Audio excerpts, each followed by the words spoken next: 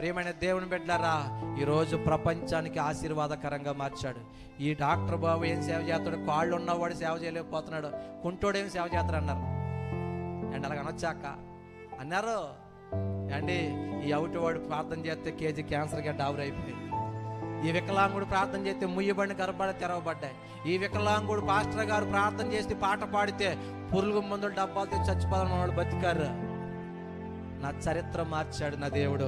ఈరోజు నేను ఒక సువార్త రథమై పరిగెడుతున్నాను. నేను బ్రతుకుతున్నాను, అనేక మందిని బ్రతికిస్తున్నాను. నేను వెలుగుతున్నాను, అనేక మందిని వెలిగిస్తున్నాను. నేను రగులుతున్నాను, అనేక మందిని రగిలిస్తున్నాను. నేను ఒక సువార్త రథములాగా పరిగెడుతున్నాను. ఈ వాక్యం విన్న కాడి నుంచి నువ్వు కూడా ఆయన సువార్తను మోసుకుపోయే ఒక రథమై పనిచేయాలి. నీ ఇంటోళ్ళకి చెప్పు, నీ ఇరుగోళ్ళకి చెప్పు, నీ పొరుగోళ్ళకి చెప్పు.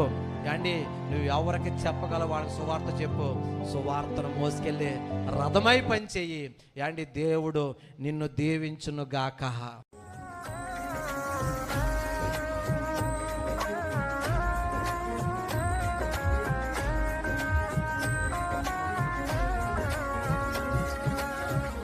నీ కృపాతిశయమును అనునిత్యము, నీ కృపాతిశయమును అనునిత్యము నే కీర్తించెదా తరతరములకు. నీ విశ్వాస్యతను నే ప్రచురింతును, నే కీర్తించెదా తరతరములకు. నీ విశ్వాస్యతను నే ప్రచురింతును.